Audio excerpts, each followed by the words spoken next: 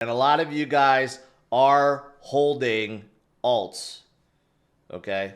And you're wondering when alts are going to skyrocket like Bitcoin, right? Well, here's your answer. According to this, some kind of ribbon, you could see when altcoin season kind of started. Although I would argue altcoin season really starts at the second latter half of the final year of the cycle, which means it should be like the second half of 2025. But this cycle is unlike any previous cycle. We are moving way, way quicker. We're seeing a lot of alts showing a ton of strength right now. A ton of strength. Even Nate Gaki says ETH getting ready. Even ETH getting ready to shatter 4K and head to its previous 4,800. It's not that far off, right? And there are so many others that are getting ready to move up with Bitcoin, right? So this could be confirmation that it already started, right? So speaking of some of these alts, what's going on with them? Grayscale, interesting enough, is creating a new fund that gives users staking rewards. So if you don't want to stake yourself, you want a Grayscale to stake for you, well, then you could buy their fund and it does that. That's kind of interesting. It's actually creative. It's very creative and interesting. So that's pretty cool. So it's like CeFi combined with DeFi, right? Yeah, so that's coming.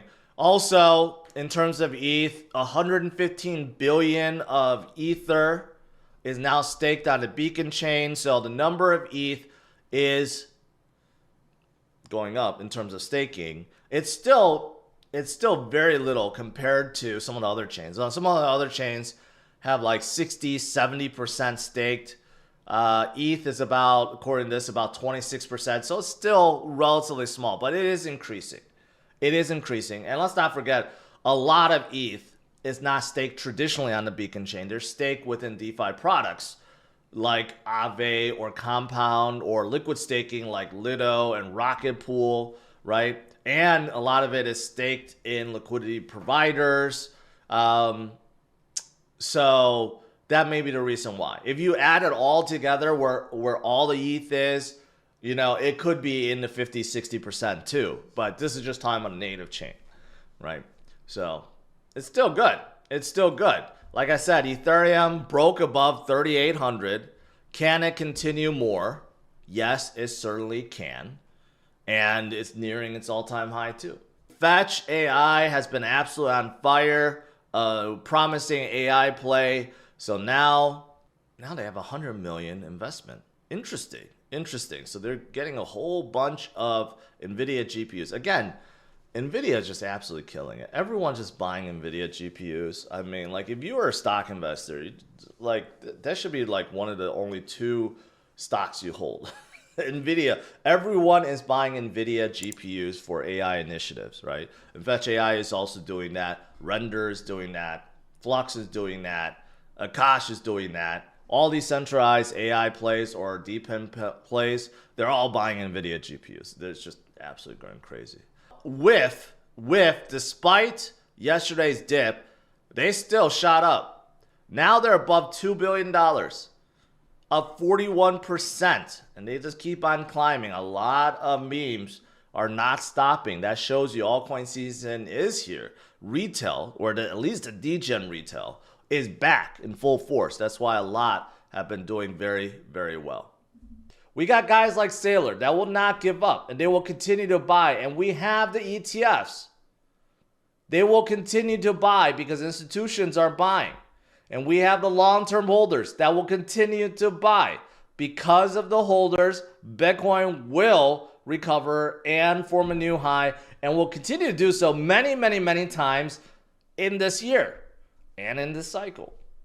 And I like to remind you guys, again, the accumulation is so fast from these ETFs, it's staggering. Michael Saylor and MicroStrategy have accumulated 193,000 Bitcoin. in 4 years. And of course, he's going to raise $600 million and he's going to buy more. Do you think he's going to sell any of this $12.2 billion worth of Bitcoin? No. But, I mean, here's the thing. I showed you guys this already. BlackRock already has 170,000 Bitcoin. Closing in really quick. Almost $11 billion. Fidelity, $7 billion. Okay? You have other ETF providers from around the world, like CoinShares up $3 billion. You got ARX at $2.2 billion. You got Bitwise at $1.7 billion. Purpose ETF at $1.6 billion. And you can see it goes on and on and on and on. These are ETFs and ETPs around the world. And they are accumulating by the billions every single week.